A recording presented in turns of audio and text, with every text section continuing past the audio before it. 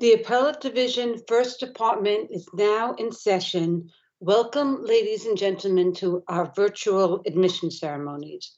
Ms. Guerrero, please proceed. Thank you, Justice Kern. May it please the court, good afternoon. I, Veronica Guerrero, counsel to this court's Committee on Character and Fitness, am honored this afternoon to present to the court 35 applicants for admission to the bar. Further, I am pleased to report that the committee has examined the records of each applicant appearing here today. Accordingly, and on behalf of the committee, I certify that each applicant appearing here this afternoon does possess the requisite character and fitness to merit admission to the bar of the state of New York, and therefore I do hereby move for their admission. Before I rule on your motion, I want to take this opportunity to thank the members of the Committee on Character and Fitness for the excellent job they have done to assure that the candidates are well qualified for admission. The committee's work is important and greatly appreciated by all the justices of this court. Please relate this message to the committee members. I will. Now we turn to the motion before the court. Justice Cardozo famously said, "Justice delayed is justice denied." Well, there will be no delay of justice today because my colleagues have authorized me to grant the motion. The oath will now be administered by the clerk of our court, Susana Rojas. Good afternoon, Justice Kern. Good afternoon, candidates. I will administer the oath of office in the form of a question. At the end, I will ask you to unmute your microphones and respond by saying, "I do." At this point, I ask everyone to please raise your right hand.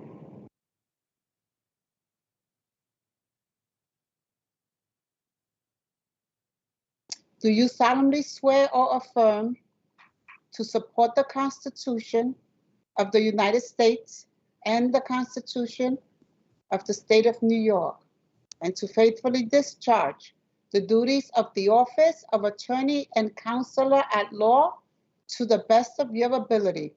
Please unmute your microphones and respond by saying, "I do." I do. I do. I do. I do. I do. Congratulations, attorneys. You may lower your right hand and please mute your microphones. Thank you. Congratulations, you are now officially lawyers. It is customary for one of the justices to give some welcoming words to the newly admitted lawyers. Today, that honor falls to Justice Moulton. Thank you, Justice Kern.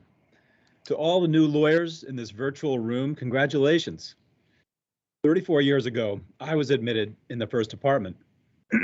I don't remember the justices who were present that day. I don't remember much about the remarks of the justice who addressed us newly minted lawyers. I do remember asking myself, when is that guy going to stop talking? So I will be brief. You're joining a vital profession, one that is a crucial component of government, of the economy, of all aspects of a well-ordered society. It needs good people to run properly, and you are literally our newest recruits. Our legal system, along with similarly independent legal systems in a handful of other countries, is the envy of the world. A majority of nations probably do not have the rule of law as you and I understand it. They do not have fair, fully functioning legal systems.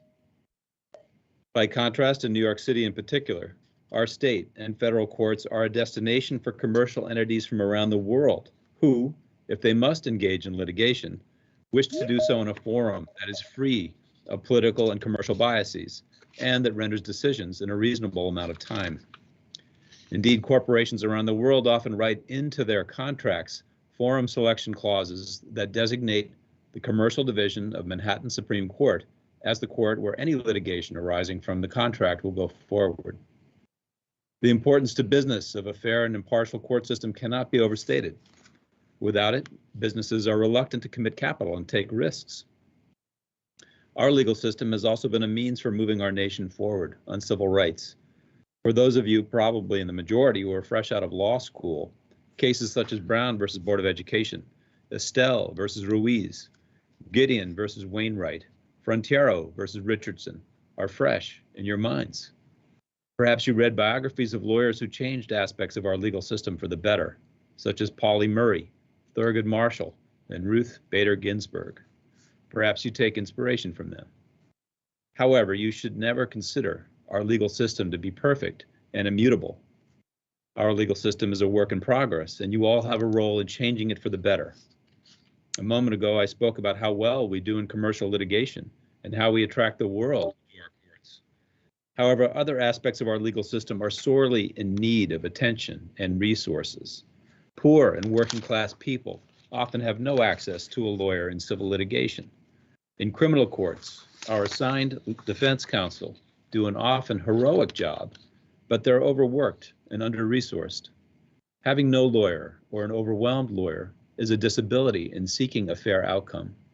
Economic status should not determine outcomes in our courts, but too often it does. Obviously, there have been times in our nation's history where lawyers have played a malign role in perverting our legal system. Joseph McCarthy was not a lawyer, but he was assisted by very able lawyers in his red baiting. Lawyers working for large corporations have, on occasion, gotten away with criminality in obscuring the health effects of dangerous products. Prosecutors have, on occasion, acted to enforce white supremacy in our criminal justice system. The imperfection of our legal system is reflected even in the First Department's beautiful courthouse. If we were sitting in our courtroom right now, you might look up into the stained glass dome in its center. You would notice the names of a number of legal luminaries, such as John Marshall. However, that cupola also contains the name of Roger Taney, the Chief Justice of the U.S. Supreme Court who wrote Dred Scott versus Sanford, in which the U.S. Supreme Court held that the privileges and immunities of the U.S. Constitution do not apply to African Americans, whether they were enslaved or free. The presence of Taney's name in our beautiful courthouse is a reminder to me of our imperfect legal system and how all of us, as lawyers, must work to improve it. How do you do that? First, you should do pro bono work for underserved communities.